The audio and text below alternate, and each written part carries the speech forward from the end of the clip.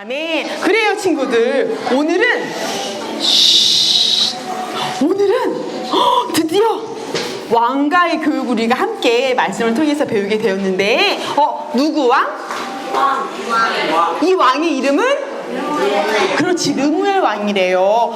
혹자는 어떤 사람들은 르무엘이라고 하는 이름이 솔로몬의 또 다른 애칭 같은 이름일 거야 라고 말하는 사람도 있고, 또 어떤 사람은 아니 이건 이방 나라의 어떤 왕인 것 같은데 라는 사람도 있고, 또 어떤 사람은 아니야 이거 히스기야 왕이 또 다른 이름 같아 라고 하는 여러 가지 추측들이 있긴 하지만, 그 중에서 아마도 솔로몬 왕이 또 다른 애칭이었을 것이다 라고 하는 의견을 제일 많이 가지고 있고요. 그렇지만 르무엘 할 때 엘이 하나님을 지칭해요. 엘 하면 하나님을 말하는 의미거든. 그래서 어쨌든 지간에 누구인지는 정확하게 알지 못하지만 이름에서 나타내고자 하는 건 이 왕은 하나님께 속하여진 왕이었다, 하나님을 예배하는 왕이었다 라고 하는 건 분명하고 정확한 사실이야. 그래서 르무엘 왕 하면 엘, 하나님께 속하여져 있는, 하나님을 예배하고 하나님을 섬기는 왕이었다. 그런데 르무엘 왕이 말씀한 바, 그렇지, 곧 누가?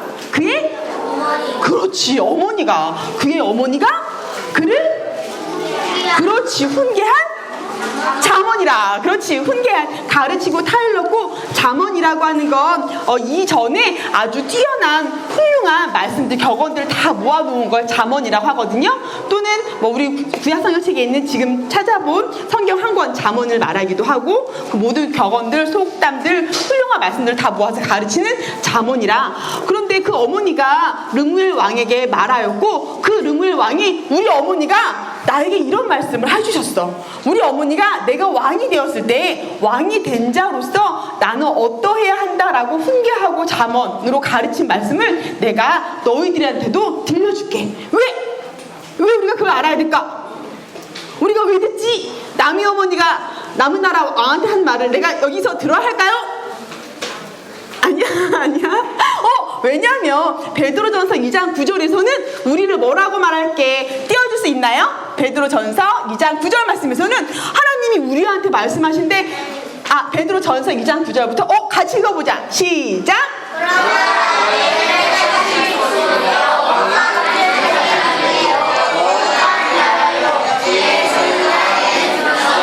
그렇지, 우리에게 택하신 족속이고, 또 중요한 건 왕 같은 제사장이래요. 왕 같은 제사장이라는 것은, 제사장은 제사장이야. 하나님과 사람들 사이에 예배드릴 수 있고 하나님과 사람들이 화해할 수 있게 하는 제사장이야. 예배를 드리게 하나님 인도해주는 제사장인데, 어떤 제사장? 왕 같은 제사장이래. 우리가 왕이면서 제사장이래요. 우리가 누구라고? 그래, 우리가 왕이래. 우리가 왕이어서 이 말씀을 꼭 들어. 우리가 하나님께 속하여져 있는, 하나님이 바라보시는 하나님의 왕은 우리인 거야. 하나님이 이 온 세상 천지를 창조하시고 다스리라고 우리한테 부탁하고 위임해 주셨거든. 우리가 하나님께 속한, 하나님의 뜻을 알고 있는 하나님의 왕을 대행하는 또 다른 왕인 거야. 우리가 왕의 자녀들이었어. 요한복음 3장 16절 말씀도 같이 읽어볼까? 요한복음 3장 16절 말씀 로 옮겨주세요. 네, 요한복음 3장 16절 다 같이 시작. 하나님이 세상을 이처럼 사랑하사 세상을 주셨으니 이는 그를 믿는 자마다 영생을 얻고 영생을 얻게 하려 하심이라. 네, 이 말씀이 성경의 핵심이죠. 그런데 전사님이 잘못 적어줬네. 이거 요한복음 1장 12절 말씀에 영접하는 자 곧 그 이름을 믿는 자들에게는 하나님의 자녀가 되는 권세를 주셨으니, 13절에는 이는 혈통으로나 육정으로나 사람의 뜻으로 나지 아니하고 오직 하나님께로부터 난 자들이니라. 한 번 더 말하는데, 우리의 혈통도 육정도 아니고 하나님의 뜻으로부터 난, 우리는 어떤 사람? 하나님의 자녀가 된 사람이에요. 하나님의 자녀가 된 거는 어떤 거야? 하나님이 이 온 우주 만물에 창조하시고 만드시고 지으시고 다스리시는 왕이시니까, 최고 주인 왕이시니까 그분의 자녀인 우리는 왕의 자녀, 왕자, 또 공주, 왕가의 가족이 되었지. 우리가 왕 같은 제사장이고 하나님의 자녀가 된 권세를 가진 왕의 권세를 가진 사람이 되었다고. 누구로부터? 하나님의 뜻으로부터. 우리는 내가 알고 있든 모르고 있든 누구라고? 나는 왕이라고. 하나님 나를 바라보고 계신다고. 그래서 우리에게 이 말씀을 함께 묵상하고 이 말씀을 배우고 이 말씀을 암송하라고 우리한테 주셨어. 그래서 르무엘 왕에게 말씀하신 것처럼 우리도 한 사람 한 사람 왕이어서 이 말씀을 듣고 배울 거라는 걸 얘기했고, 그런데 2절에 보면 엄마가, 이 어머니가 굉장히 고민하는 말이 나와요. 2절에 보면 2절, 왜냐면 내 아들아 내가 무엇을 말하랴, 내 태에서 난 아들아 내가 무엇을 말하랴, 서원대로 얻은 아들아 내가 무엇을 말하랴. 여기 반복되고 있는 거, 내가 무엇을 말하랴, 내가 무엇을 말하랴, 내가 무엇을 말하랴. 그래, 얼마나 고민하고 있는지 반복하고 또 반복하고 강조하고 있어. 또 하나는 아들인데, 어떤 아들? 처음에는 내 아들, 그 다음에 내, 그렇지, 태산아, 그 다음에 그렇지, 처음에 그냥 내 아들이야, 내 아들아 내가 너에게 무엇을 말해줄까. 내 태에서, 태라는 건 엄마로부터 오는 어떤 탯줄이라든가 어떤 육체적인 거, 몸의 신체적인 걸 말하거든요. 내 태에서, 내 몸에서 육체적으로 낳은 아들아 무엇을 말할까. 그런데 그냥 내 육체로 태어난 내 아들이면 내가 알고 있는 대로 가르치면 돼요. 내가 알고 있게 훌륭하고 내가 사람이 마땅히 해야 될 것을 그냥 부모가 가르치면 돼. 그런데 고민은 여기 있어. 어떤 고민이야? 서원대로 얻은 아들, 얻은 아들이래. 처음에는 내 태에서부터 낳았지만 두 번째 고백은 얻은 아들이야. 하나님이 나한테 선물로 주셔서 내가 얻었어, 내가 받았어. 어떻게? 기도하면서. 하나님께 서원한다는 걸 약속하고 기도한다, 기도로 약속한다는 거거든요. 하나님께 이 아들은 하나님의 뜻으로부터 나와서 이 땅에 계획하시를 받아 이 땅에 태어나는데, 우리 부부를 통해서 태어났지만, 우리 가정을 통해 태어났지만 하나님의 뜻하심이 있는 하나님의 자녀, 하나님의 왕 같은 하나님의 자녀, 하나님의 제사장이에요 라고 하는 고백이 있는 거야. 그래서 이 어머니가 굉장히 고민했어. 이 아들은 내 아들만이 아니라 하나님의 아들인데, 하나님의 아들이면 하나님의 뜻대로 자랄 수 있도록 하나님의 뜻을 가르쳐야 되는데 내가 알고 있는 하나님의 뜻이 무엇일까 고민하다가 딱 생각하셨어. 말씀을 많이 읽으신 어머니야. 그래서 4절에 보면 3절에 보면 내 힘을 여자들한테 쓰지 말고 또 왕들을 멸망시키는 일을 행하지 말지어다 라고 하는데, 이 말씀은 신명기 말씀에서 이미 하나님이 사람들한테, 이스라엘 민족들한테 얘기해 주신 거야. 왜냐하면 너희가 이제 가나안 땅으로 들어가면 너희가 주변 국가들을 보니까 다 중앙집권적인 그 민족의 왕을 지도자로 삼아서 군사력을 가지고서 이렇게 집단으로 살고 있는데, 너희도 그때가 되면 왕을 갖고 싶어 할 거야. 너희가 왕이 갖고 싶어지는 그때, 하나님은 그걸 하나님이 원하신 거 아니야. 바라신 것도 아니야. 하지만 너희가 왕을 원하거든, 너희가 왕 갖기를 바라거든, 그러면 최소한 하나님이 직접 택한 사람, 그 사람이 너희의 왕이 될 거고, 다른 타국의 사람이 아니라 하나님이 그 너희 민족 안에서 뽑아서 택한 사람이 너희의 왕이 될 것이고, 그 왕이 되면 우리가 알고 있는 것처럼 막 긴 칼에 막 권력이 막 많아가지고 자기 마음대로 뜻대로 막 힘을 휘두르는 사람이 아니라, 그런 사람이 아니라 그 사람은 하나님의 뜻을 행하는 사람이어야 돼. 하나님이 다스릴 수 있는 하나님의 왕된 역할을 이 친구한테, 이 왕한테 줬잖아요. 이 왕은 하나님의 뜻대로, 하나님의 뜻을 알고 마음을 알아서 하나님 방법대로 이 민족을 다스리라고 했어. 애굽처럼, 이전에 애굽에서 탈출해서 나왔는데 애굽처럼 다시 지배하는 사람들이 있고, 거기서 고생하는 피지배, 거기서 막 고생해야 되는 사람들이 있는 그런 구조가 아니라 모두가 다 하나님의 백성이고 자녀인데, 하나님의 뜻을 받은 사람, 사사가 한 것처럼 왕도 그렇게 하나님의 뜻을 알아서 모두가 다 하나님의 자녀로 살아갈 수 있도록 하라고 그렇게 정해주신 거야. 그래서 그 사람한테는 얻어진 것은, 신명기 말씀 좀 띄워주시겠어요? 그 사람한테 3가지를 말씀해 주시는데, 글씨 보이나요? 같이 읽어볼까? 왕에게 하나님이 해야 할 거, 하지 말아야 될 거 말씀해 주신 거야. 같이.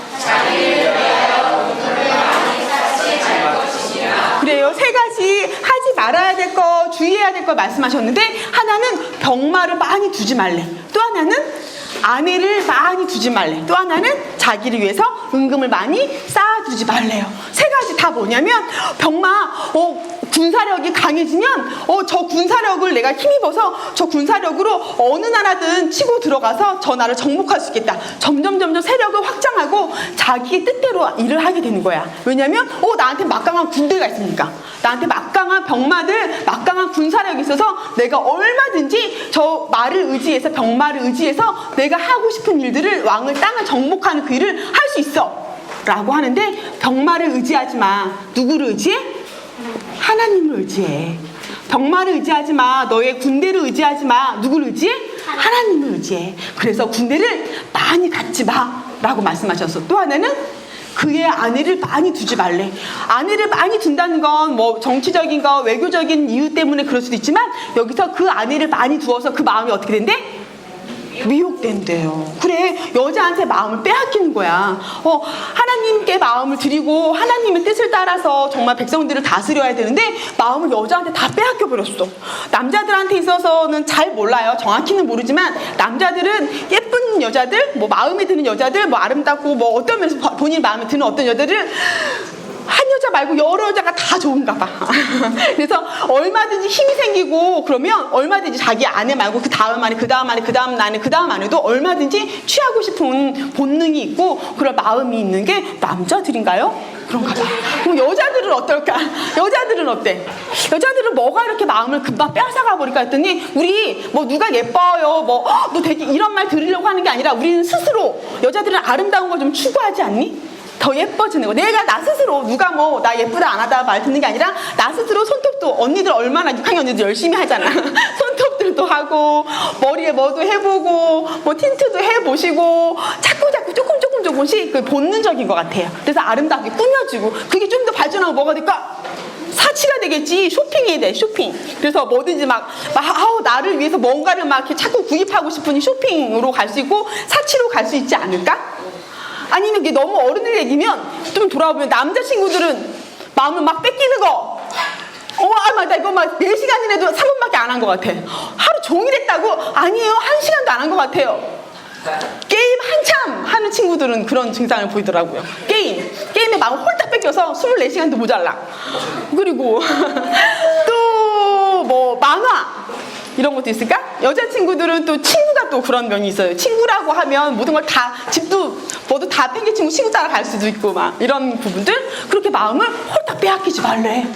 내 마음이 미혹되어서 그것에 유혹에 넘어가서 하나님을 잊어버리고 생각하지 않을 만큼, 아니 생각은 하지만 23시간 30분은 그거에 다 마음을 들이고 30분 잠깐 하나님 이렇게 생각하게 되는 거. 그런 것들에 대해서 말하고, 또 하나는 은금은 자기 뭐 안전일 수도 있고, 이것만 있으면 마음이 든든한 거지. 하나님이 나의 기업이 되는 게 아니라 하나님이 언제든지 구하고 찾으면 나한테 주겠어라고 했지만, 다 필요 없고요, 여기 돈이 있어요. 이렇기 때문에 나 안전해요. 안전해. 이후까지 영원히 내가 그 다음 때까지도 살 수 있을 것 같아요 라고 하는 나 스스로의 안전.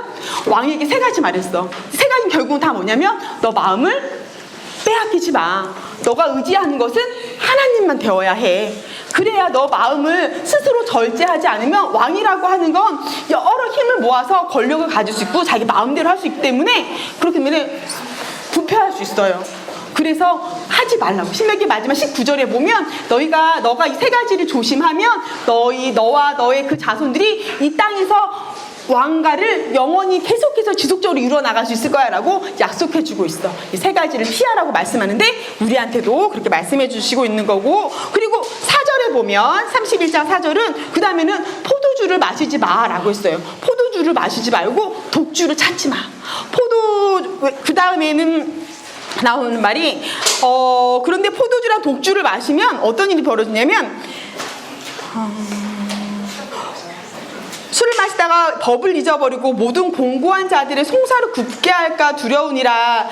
빈궁한 것을 말 못하는 자와 모든 고독한 자의 송사를 잊어버리고 공고한 자와 궁핍한 자를 위해서 신원할지니라. 그러니까 포도주라고 하는 건, 포도주는 술은요, 옛날에는, 지금은 뭐 흔하지만 옛날에는 곡식이 일단 먹고 마시고 다 끝나고 먹는 게 다 충족하게 배가 부르고 나서도 남은 것이 있어야 그걸로 술을 담글 수 있어. 그러니까 풍족하다는 거야. 또 증류법이라고 하는 술을 도수가 높은 요즘의 소주 이런 알아요? 그 소주를 만들려면 증류법을 알아야 돼. 그러니까 기술이 있어야 된다는 거야. 그래서 포도주라고 하는 건 일반의 서민들이 알 수 있는, 백성들이 알고 있는 게 아니라 지배층, 권력층, 특권층한테만 그들이 누릴 수 있는 그들의 특권의 문화들이었어. 그래서 그 포도주를 너가 마시다가 대비돼서 나오는 게 뭐냐면 공고한 자, 궁핍한 자, 고독한 자, 그들을 너가 다 잊어버리겠다. 하나님의 율법을 포도주에 취해서 흥청망청해서 하나님의 법을 잊어버려서 그들을 보살피고 그들의 신원해줘야 되는 역할을 하는 게 왕인데 너가 다 잊어버릴 수 있어. 너의 백성에 대한 모든 처지와 상황을 다 잊어버릴 수 있어. 너가 왕이 되었다는 그 기쁨과 그거 포도주 특권에 취해서 너가 마땅히 하여야 할 일을 하지 못할 수가 있어. 그래서 포도주를 마시지 마. 독주는 아주 독한 거. 아픈 죽은 자한테 주라고 하는 거. 독주는 요즘도 병원에서 거의 이제 마지막 단계에 이르러서 곧 돌아가실 건데 너무너무 마약으로도 안 되는 너무너무 고통스러워 하시는 분한테 이렇게 몰핀이라고 하는 마약 성분의 어떤 약을 줘요. 그러니까 죽을 만큼, 아니 죽을 수도 없을 만큼 아픈 상황이 이제 거의 끝에 돌아가시기 전에 잠시 안정을 취하라고, 이렇게 돌아가시게 하는 게 아니라 안정을 취하라고 심신의 약처럼 주거든. 여기서 독주가 그런 의미야. 죽은 자한테, 정말 고통스러워 죽게 된 자한테는 죽게 내버려 두지 말고 독주라도 주라는 거죠. 그래서 잠깐이라도 위안을, 잠깐이라도 쉴 수 있도록, 잠깐이라도 살 수 있도록 독주를 주래. 그 독주를 찾는 게 마땅하지 않대요. 그렇게 포도주나 그렇게 독주가 죽을 만큼 상황까지 가서 그렇게 하지 말고, 나를 위해 살지 말고 다른 사람을 위해서, 백성을 위해서 살아가야 하는 일이 왕의 일이기 때문에 포도주나 독주를 찾지 마라고 해.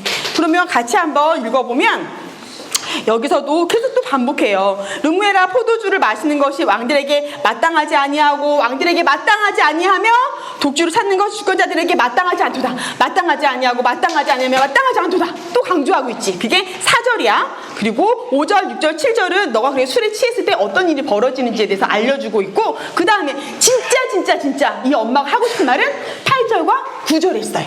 8절과 9절에는 너는 말 못하는 자와 모든 고독한 자의 송사를 위하여 입을 열지니라. 왕으로서 너가 정말 해야 될 게 있는데, 너가 고독한 자와 말 못하는 자, 말은 정말 벙어리라는 게 아니라 그들의 처지를 대변할 수 없는 사람들을 말하는 거야. 힘이 없는 사람들. 백성 중에 그런 사람들을 위해서 너가 입을 열으래. 그 사람들을 위해서 너 입에 율법이 있어야 법대로 공의대로 재판을 할 수 있잖아요. 너가 그들을 위해서 입을 열으래. 입을 열어서 마지막 9절에는 너는 입을 열어서 정말 하고 싶은 말인 거야. 정말 하고 싶은 말. 정말 내 아들이 아니라 하나님의 아들로서 왕의 역할을 받게 된, 왕으로 섬기게 된 너는 일을 해야 돼. 너는 입을 열어서 공의로 재판하여 공고한 자와 궁핍한 자를 신원할지니라. 신원한다는 건 그들의 원한을, 그들의 한을 풀어준다는 거야. 너가 진짜 하나님의 왕으로 선택했을 때 너가 할 일은 이것이야. 백성을 다스리고 백성을 돌보는데 너희 나라 안에 공고한 자, 궁핍한 자, 고독한 자, 말 못하는 자, 그들을 궁핍한 자를 너가 그들의 처지를 알고 그들을 도와줘. 그들을 살펴줘. 내 백성 한 사람이라도 곤고하지 않도록 내 백성을 너가 잘 보살펴줘. 잘 돌보아줘. 그들을 그렇게 이 나라를 만들어줘. 지배층이 막 권력을 휘두르고 피지배층의 힘 약한 사람들은 신음하고 아파하는 그런 애국 같은 나라 말고, 하나님이 너가 하나님을 나타낼 수 있는 그런 왕이 되어서 세 가지는 주의하고, 그리고 그렇게 내 백성을 위해서 일해줘 라고 하시는 말씀. 우리에게도 오늘 말씀하시는 거겠지. 왕 같은 제사장인 우리들한테도 말씀하시는 거야. 우리한테 또 다른 사람들을 가서 하나님이 우리를 창조하시고 우리를 사랑하시고 우리를 용서하셨던 것처럼, 우리도 또 다른 사람, 내 눈에는 저 사람은 안 되겠어, 난 쟤는 정말 같이 놀고 싶지도 않은데 이런 친구들한테 다가가주래. 축복해주고 사랑해주고, 그가 분명히 나한테 잘하지 못할 거야. 우리도 죄인 되었을 때는 막 하나님 막 대적하고 예수님 몰라요 막 했잖아. 그래서 그들도 우리의 친절을 몰라준다 하더라도 그래도 그를 향해서 축복해주고 사랑해주고 용서해주고, 그로 하여금 하나님 나라를 들어올 수 있도록 우리가 그런 왕 같은 제사장이 되어주래. 그래서 기억했으면 좋겠어요. 마지막 신명기 19절, 17장 19절 이거 같이 읽어볼게요. 시작.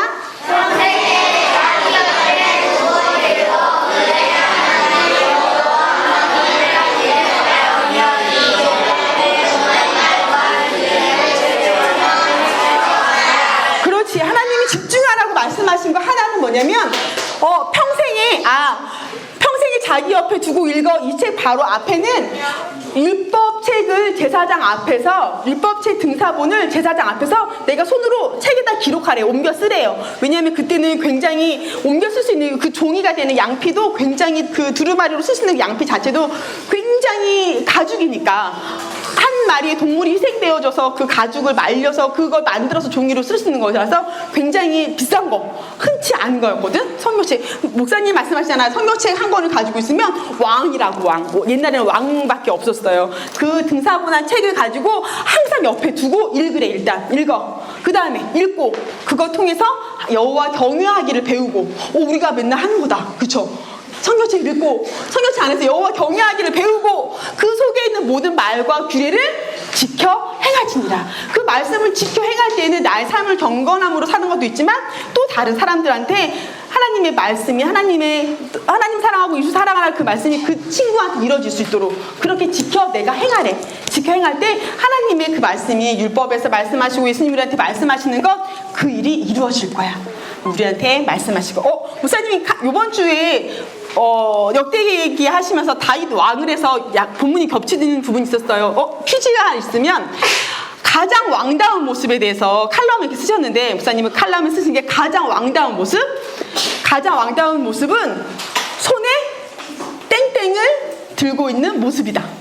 가장 왕다운 모습은 손에 땡땡을 들고 있는?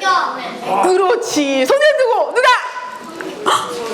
성경 들었는데 서영이, 그렇지, 성경. 그래요. 이만한 칼을 들고 있거나 막 어깨 번쩍번쩍한 막 권력을 나타내는 이런 게 아니라 손에 성경을 들고 있는 모습. 아까 신명 7장 19절에서 말씀하신 거, 하나님이 말씀하시는 왕의 모습은 성경을 두고 읽고 기록하고 이 말씀을 지켜 행해서 하나님의 뜻이 이루어지게 하는 것, 그곳에 있다고 말씀하십니다. 그래서 우리가 1절에서부터 9절까지 말씀은 기본으로 암송할 거고요. 그리고 뒷부분에 있는 현숙한 아내라고 하는 10절부터 31절까지 말씀을 또 암송하는, 전장 암송하면서 계속 암송할 건데, 여기는 아내에 대한 말씀이기도 하지만 우리가 그리스도의 신부라고 해요. 아내가 꼭 여자만을 지칭하는 게 아니라, 아까 왕 같은 제사장이라고 할 때 남자만 왕이 아니라 우리 모두 다 하나님 영접한 사람, 하나님의 자녀된 권세를 가진 사람을 왕이라고 했잖아요. 왕 같은 제사장. 그런 것처럼 여기서도 현숙한 아내는 여자한테만 말하는 게 아니야. 이거는 모든 그리스도의 신부된 모든 그리스도인을 향해서 말하는 거고 종의 모습이에요. 우리는 하나님 우리 자녀로 삼아주셨지. 하지만 우리는 종의 모습처럼 모든 할 일을 다 한 다음에도 아무것도 한 일이 없어요. 모든 할 일 다 한 다음에 내가 저 방에서 이제 쉴 거예요가 아니라 그래도 나는 아무것도 한 일이 없어요 라고 말하는 종의 모습으로, 그리스도의 종된 모습으로 이 땅을 섬기는 사람의 모습을 나타내고 있거든요. 한숙한 아내는 그리스도의 신부로 모든 사람을 말하니까 남학생들도 남자친구들도 열심히 함께 암송해주고, 또 하나는 여기서 여인은 또 지혜로 말할 수도 있어. 여기서 여인이 하는 모든 일은 그건 다 여인을 지혜로 바꿔서 말할 수 있어. 지혜는 이런 일을 해요. 지혜 있는 자, 지혜는 이런 일을 해. 지혜는 이런 일을 해. 지혜는 이런 일을 해요. 일 다 하다가 빨리 죽겠어요. 여자가 무슨 이렇게 일을 많이 해야 돼. 이런 거 말고 지혜가 있으면 지혜 있는 자는 그 상황에 그 일을 해요. 지혜 있는 자는 이 상황에 이 일을 해요. 이렇게 생각하면서 이 뒷부분도 같이 암송하면 좋겠습니다. 자, 그러면 우리 여기 오늘